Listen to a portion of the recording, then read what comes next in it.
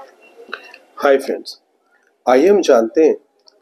जैसा आपने एक संस्था यानी सेक्शन 8 के रूप में अगर आपने संस्था का रजिस्ट्रेशन कराया है, तो रजिस्ट्रेशन करवाने के बाद कुछ इम्पॉर्टेंट कंप्लायंस आपको क्या क्या स्टार्ट करना चाहिए, वो आपको जानकारी होनी चाहिए।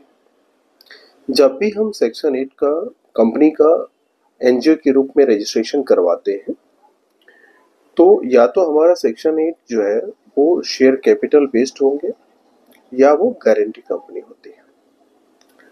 तो अगर ये शेयर कैपिटल बेस्ड कंपनी है, तो उस केसेस में हमें स्टार्टिंग से क्या क्या कुछ इंपॉर्टेंट कंप्लायंस है जो हमें करना चाहिए। इसमें 30 दिन के अंदर जो ऑडिटर की अपॉइंटमेंट है by the board of directors वो होनी चाहिए।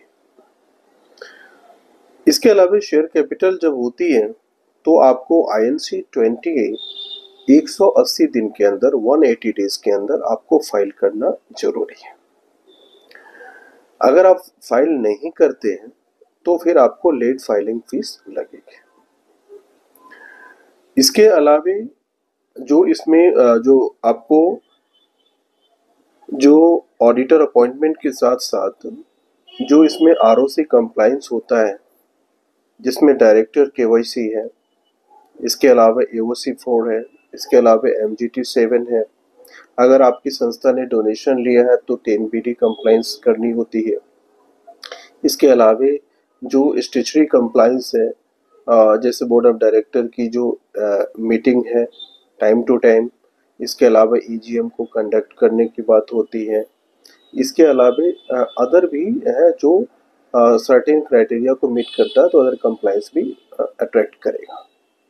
लेकिन अगर आपकी सेक्शन 8 कंपनी गारंटी कंपनी है तो उसमें INC 20A फाइल करने की आवश्यकता नहीं होती है, तो इससे आपको छूट मिलेगा। ध्यान रखिए कि अगर आपकी section 8 company share capital based है तो उस पे डीमेटेरियलाइजेशन ऑफ शेयर्स अप्लीकेबल होंगे और आपको इसका सेपरेट कंप्लायंस करने की आवश्यकता होती है। ISIN नंबर जनरेट करवाना होगा आपको इसमें। लेकिन अगर आपकी गारंटी कंपनी है तो उस केसेस में आपको डीमेटेरियलाइजेशन ऑफ शेयर्स का कंप्लायंस नहीं करने की आवश्यकता होती है, क्योंकि यहाँ पर ये अट्रैक्ट नहीं करेगा। तो जब भी आप एक संस्था को रजिस्टर करें तो इसके जो पोस्ट कंप्लायंस में कंपनी लॉ के हिसाब से कंप्लायंस होती है, इनकम टैक्स लॉ के हिसाब से कंप्लायंस होती है, उसको जरूर आपको ध्यान रखना चाहिए, नहीं तो आपको लेट फाइलिंग फीस लगेगी। To get more information please